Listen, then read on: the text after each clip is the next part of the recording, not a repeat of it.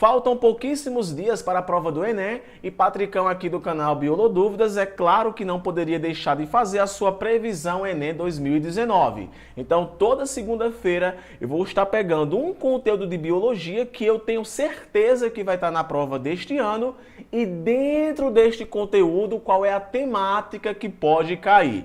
Então, se você não estudou até agora para a prova do Enem e quer aí acertar no mínimo umas 12 questões de biologia, cola na minha previsão, porque toda segunda-feira, até a prova do Enem, eu vou estar postando aqui para você essa aula um pouco extensa, porque afinal eu vou falar de várias coisas, mas sempre colocando em pauta o que eu acredito que vai cair e como vai cair. Então, se você caiu aqui de paraquedas, se inscreve nesse canal maravilhoso de biologia e se você já é da casa, cara, curta esse vídeo e compartilha. Vamos aí levar meu canal para quem não me conhece. A primeira temática escolhida foi ecologia, que já é uma temática bastante corriqueira em provas do Enem. A questão é, o que cair de ecologia? Porque como você pode perceber aqui, deixa eu colocar aqui o ponteiro, qualquer coisa de ecologia pode cair, né? Tem conceitos, tem cadeia alimentar, tem a sucessão ecológica, ciclos biogeoquímicos, biomas, a relação entre os seres vivos e poluição. Alguns conteúdos já caíram na prova do Enem, outros ainda não caíram, ou muitas vezes vários assuntos de ecologia caem ao mesmo tempo. Eu selecionei aí em vermelho alguns que eu quero tratar com vocês. Não vou falar de sucessão ecológica nem de biomas. Claro, eu não vou dar uma aula sobre cada uma dessas pautas, não. Você não tem tempo, eu não tenho tempo, nós não temos tempo. Eu vou pegar a pauta, dar uma explicaçãozinha pequena e dizer, olha, pode cair isso daqui, beleza? Então, conceitos, cadeia alimentar, ciclo biogeoquímico, relação entre seres vivos e poluição são as temáticas que eu acredito que possam cair na prova deste ano. Então, para você poder entender esse baratão aqui, vamos lembrar a questão de organização dos seres vivos, ou também chamar de níveis de organização. Porque só entende as coisas que eu vou falar nessa revisão se você conseguir lembrar disso aqui. Então, em ecologia, nós não estudamos células, tecidos, órgãos, sistemas e nem organismo.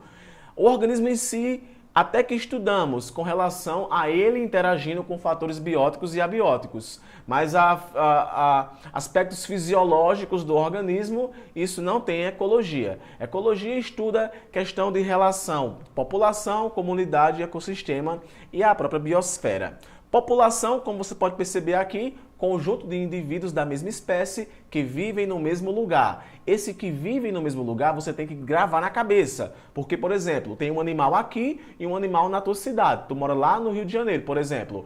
Então eles são da mesma espécie, mas fazem parte da mesma população? Não. Então cuidado com isso. Eles podem ser da mesma espécie, mas são de populações diferentes. Porque o conceito de população é o seguinte: organismos da mesma espécie que vivem no mesmo lugar. A mesma coisa vale para a comunidade. A comunidade é um conjunto de populações diferentes que vivem no mesmo lugar. Então, esse mesmo lugar, esse mesmo local, tu tem que gravar isso na tua cabeça. Já o ecossistema é todos esses seres vivos aí formando comunidades e populações interagindo entre si e também interagindo com fatores abióticos. Fatores abióticos é a água, a temperatura, o solo, enfim, são fatores não vivos que de fato são importantíssimos para a promoção da vida. Então não esquece disso. Fatores abióticos são fundamentais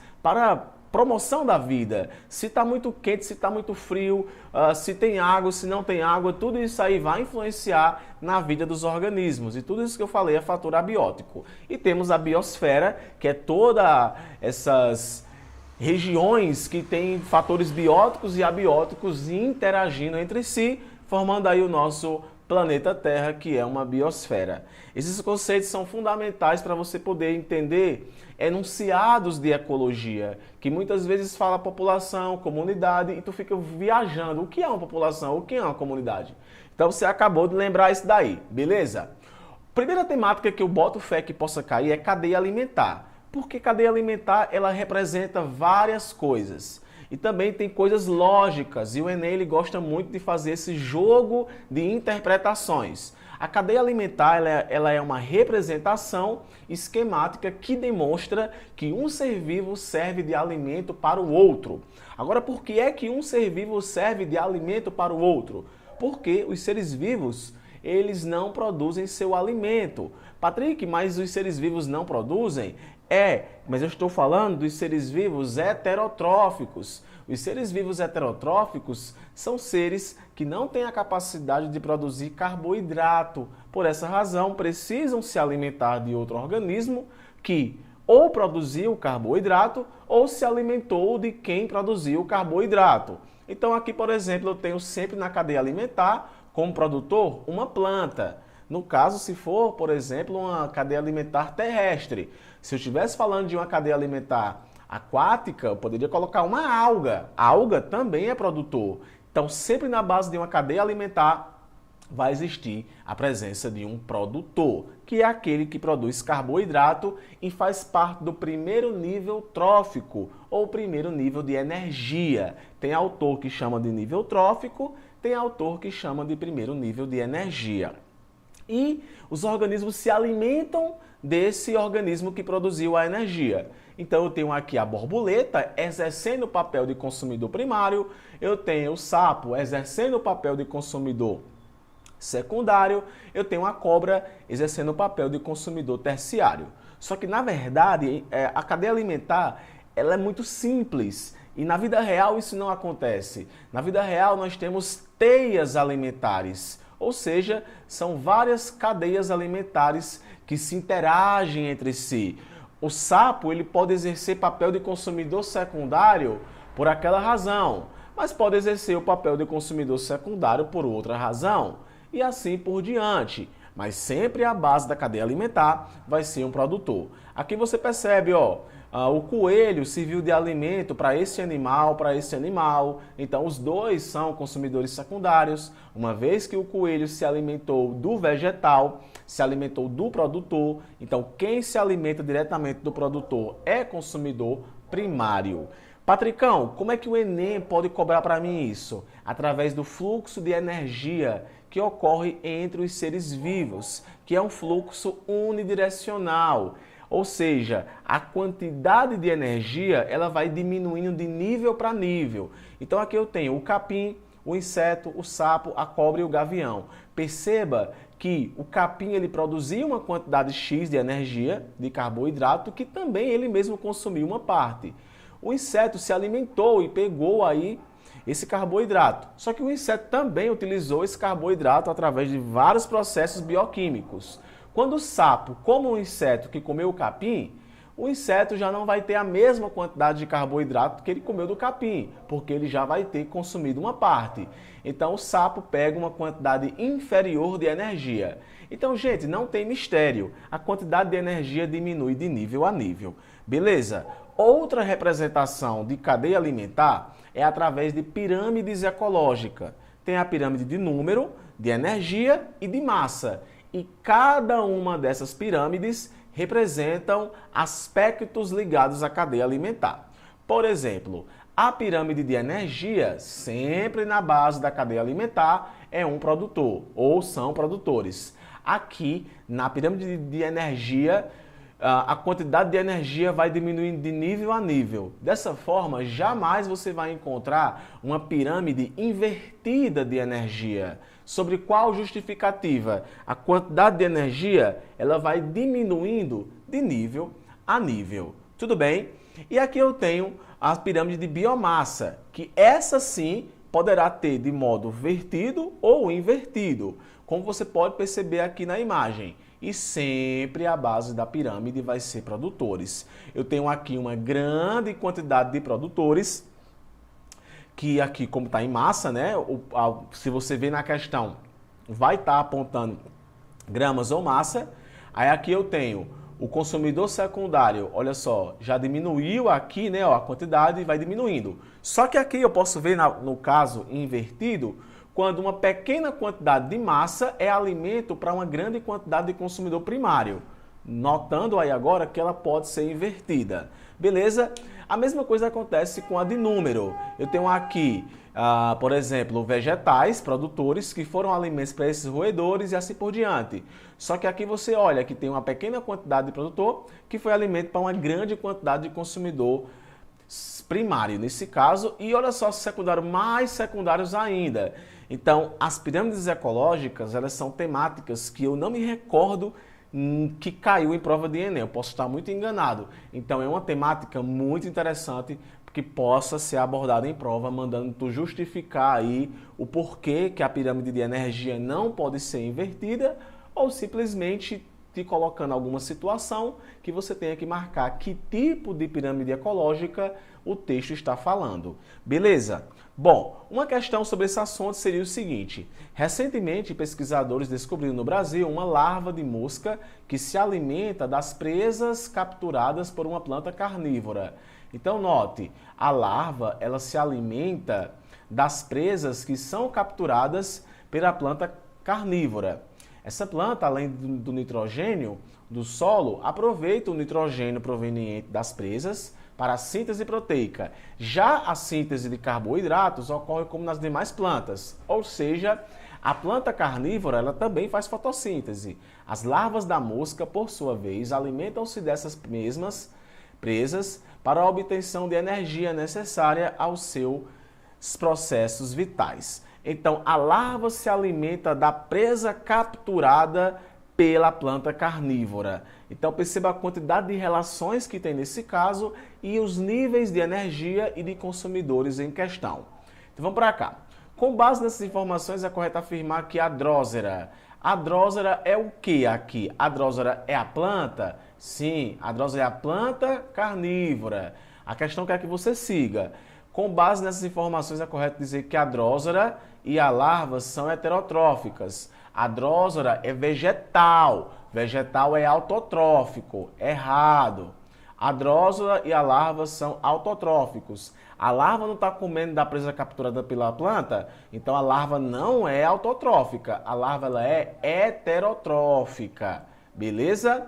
A Drosera é heterotrófica. Não, a Drosera é autotrófica. Letra D. A Drosera é autotrófica e a larva da mosca é heterotrófica. A Drosera é um decompositor. Decompositor, eles são fungos e algas, que são importantes para a reciclagem da matéria, não da energia. Beleza? Não, tá errado. A Drosera é consumidor. Então, letra E é autotrófica, a Drosera, e a larva da mosca é heterótrofa. A Drosera é um produtor, porque produz carboidratos. Nessa outra questão, que envolve um lance mais interpretativo, tem o seguinte. Em relação ao fluxo de energia da biosfera, considere que A representa a energia captada pelos produtores, B representa a energia liberada pelos seres vivos e C representa a energia retida ou incorporada pelos seres vivos. A, o que produziu, B, o que perdeu, C, o que incorporou. A relação entre A, B e C na biosfera. Gente, A é tudo que produziu, B é o que perdeu e C é o que incorporou. Então, se eu fosse representar isso daí, eu iria representar como?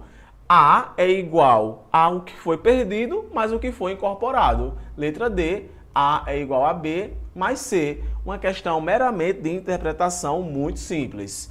Outra questão interessante de ecologia são as relações entre seres vivos.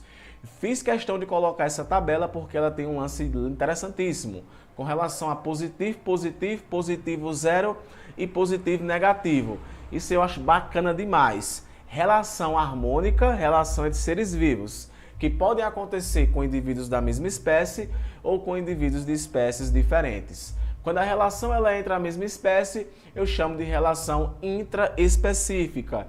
Quando é entre espécies diferentes, eu chamo de relação interespecífica. Ambas têm relações que podem ser harmônicas, como podem ser desarmônicas. Harmônica é aquele tipo de relação onde ninguém perde e desarmônica é uma relação onde um perde e o outro sempre está ganhando. Beleza? Então, olha só, existem vários tipos de relação que acontecem entre os seres vivos.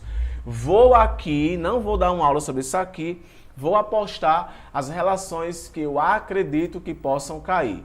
Uma delas é o mutualismo, que é um tipo de relação entre indivíduos diferentes. Esse mutualismo, ele acontece de modo harmônico, uma vez que ambos ganham nessa relação. Indivíduos diferentes que vivem unidos obrigatoriamente para sobreviver.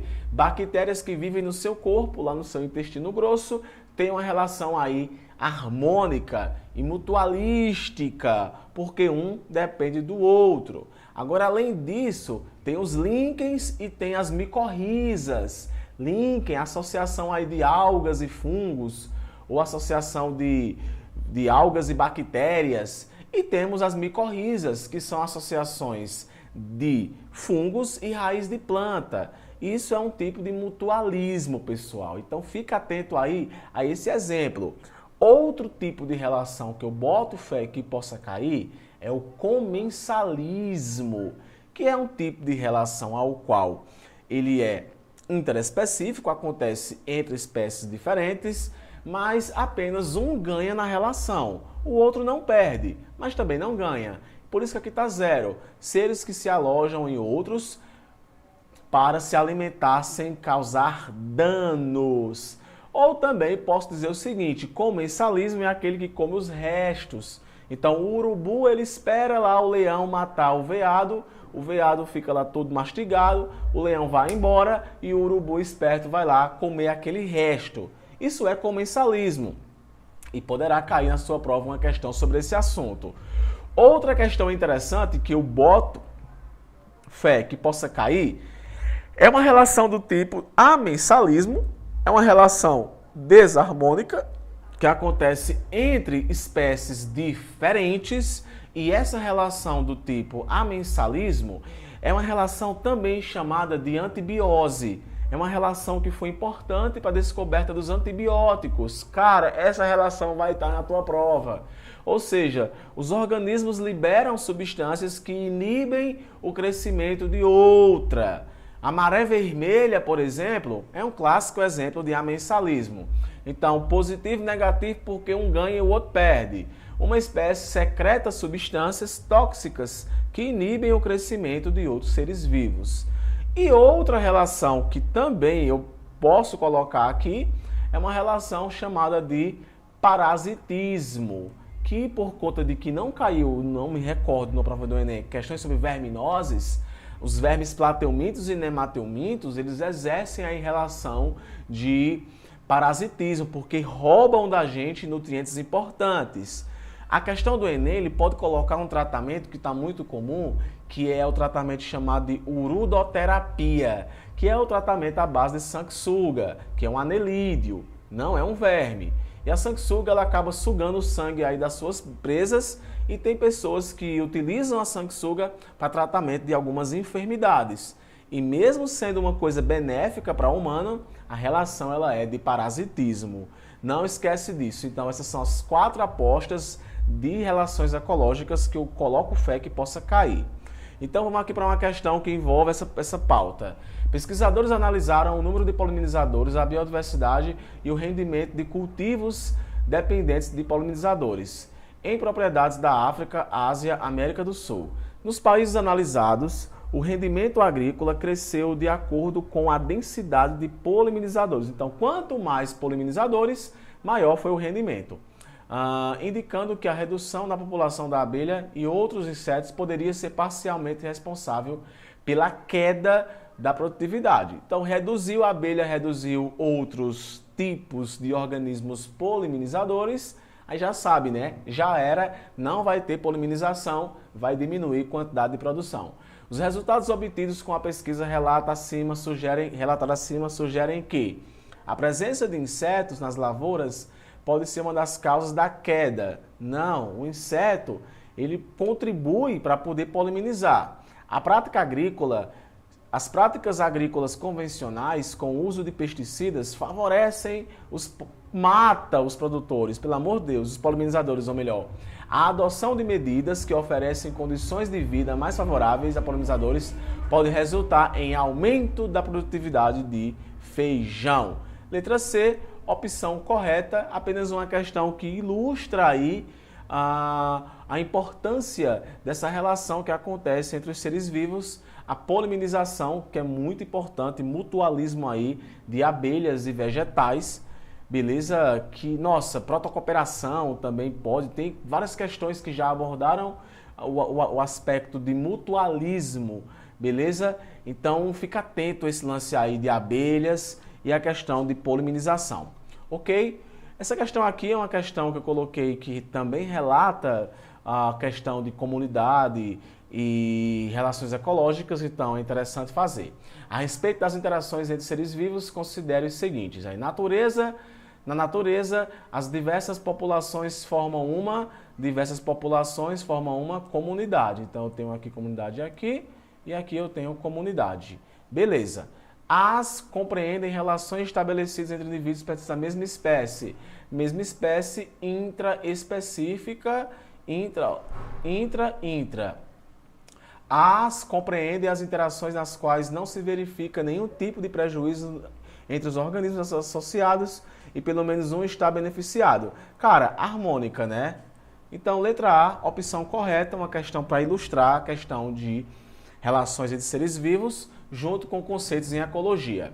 Outro assunto que eu coloco aqui é o ciclo biogeoquímico do nitrogênio. Nitrogênio que é fundamental para a produção de proteínas. Tem que ter nitrogênio para poder acontecer a produção da proteína. A planta, por si só, a maioria delas não assimila nitrogênio.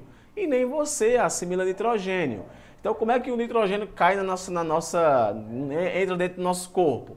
Através da alimentação. Então, cadeia alimentar aí sendo fundamental para acontecer esse processo de transmissão, né, de transferência de nitrogênio via proteínas. Então, os vegetais necessitam de bactérias nitrificantes, que são bactérias que promovem aí a assimilação do nitrogênio pelo vegetal. Então, por exemplo, acompanha aqui. Primeira etapa, fixação. Então, eu tenho bactérias amonificantes. Eu tenho uma bem conhecida que é a bactéria Rhizobium, que faz essa captação de nitrogênio atmosférico e converte esse nitrogênio atmosférico converte em amônia. Então tá aqui a amônia, tanto em NH3 como em NH4, e essa amônia ela vai ser novamente convertida por outros tipos de bactérias, no caso aqui a nitrosomona. A nitrosomona converte a amônia em nitrito. Então aqui eu tenho também a chamada nitrosação, e o nitrito também não entra dentro da planta. Interessante é que o nitrito ele pode voltar a ser nitrogênio através do processo de desnitrificação. Só que vamos levar em consideração que a planta vai pegar esse nitrogênio. Então aqui eu tenho outra bactéria chamada de Nitrobacter. A Nitrobacter pega o nitrito e converte em nitrato. Aqui eu tenho a nitratação. E por fim o nitrato ele entra dentro dos vegetais. Essas bactérias são fundamentais para que isso aconteça. Nessa outra ilustração, coloquei a mesma explicação dessa daqui para quem não entendeu. Então, lembre, o nitrogênio é um gás que a maior parte do gás que tem aqui na Terra é nitrogênio, só que ele não é assimilável. O nitrogênio só vai entrar dentro do corpo da gente via bactérias. Não esquece disso, beleza?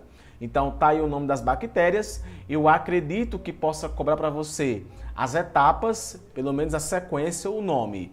Fixação, nitrosação, nitratação. Não esquece disso, anota. E as pseudomonas são as bactérias que fazem o processo de desnitrificação. Outro ciclo muito conhecido é o ciclo do carbono e do oxigênio, que vocês já sabem, a planta libera oxigênio via fotossíntese e os seres vivos, a maioria deles, né? Todos, né, no caso, liberam dióxido de carbono proveniente aí do seu metabolismo. Nessa ilustração, você vê a planta liberando o oxigênio e o cara liberando aqui o dióxido de carbono. A planta libera o oxigênio proveniente da fotossíntese. O cara libera o gás carbônico proveniente da respiração celular. A planta, além de fazer a fotossíntese, ela faz também o processo de respiração celular. Então, a planta, ao mesmo tempo que produz oxigênio, ela também consome. Por isso que houveram essas polêmicas aí acerca de se a Amazônia é ou não é o pulmão do mundo? Por conta disso, tá ligado? Que os vegetais também consomem oxigênio. O que está acontecendo hoje em dia? A grande emissão de alguns gases que estão elevando a temperatura da Terra, promovendo o aquecimento global. Aquecimento global que está muito em pauta atualmente. Então, numa situação normal, olha para cá para o mouse. Os raios solares, eles entram aqui na Terra e saem. Note que existe uma camada de gases aqui que retém o calor. Então aqui eu tenho gases como dióxido de carbono, eu tenho gases como metano, tenho vários gases que são gases que promovem o efeito estufa.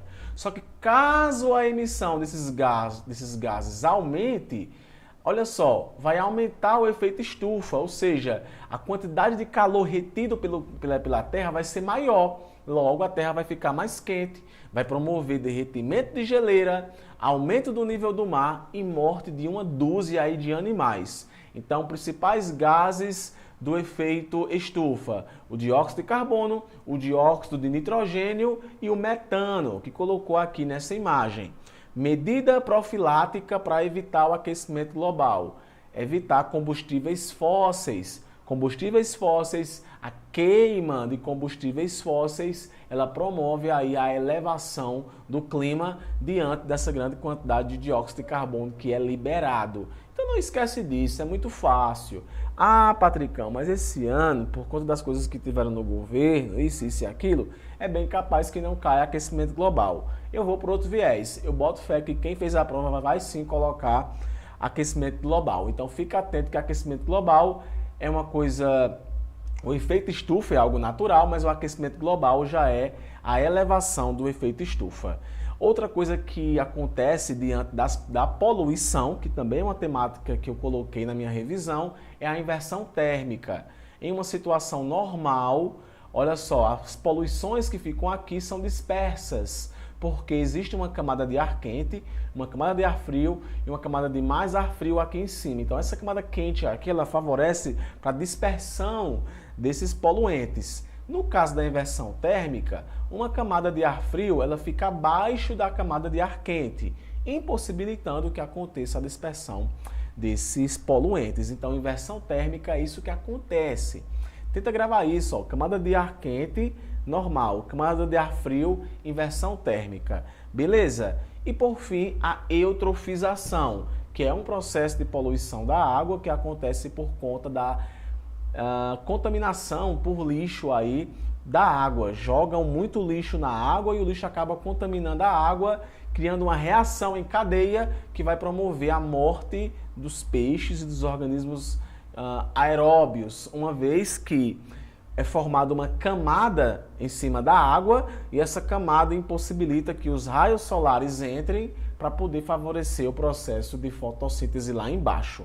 Então, a eutrofização, galera, ela é surpreendente, até porque o cheiro é bem característico, fica um cheiro ruim, porque as bactérias liberam esses gases. Então aqui eu tenho uma sequenciazinha bem didática: despejo de matéria orgânica, proliferação de bactérias decompositoras aeróbias, maior oferta de sais minerais, proliferação mais uma vez de algas na superfície, morte das algas mais profundas, uma vez que a da superfície não permite que que os raios solares entrem, uma vez que o raio solar é importante para que aconteça a fotossíntese, redução da taxa de oxigênio, logo lá embaixo vai ter pouco oxigênio, morte aeróbia dos peixes que estão lá embaixo por conta que não tem oxigênio, vão começar a morrer, decomposição por bactérias anaeróbias e produção de resíduos tóxicos aí, e o ácido sulfúrico, isso é como ácido sulfúrico, não sei nem se é ácido sulfúrico, H2S, não sei,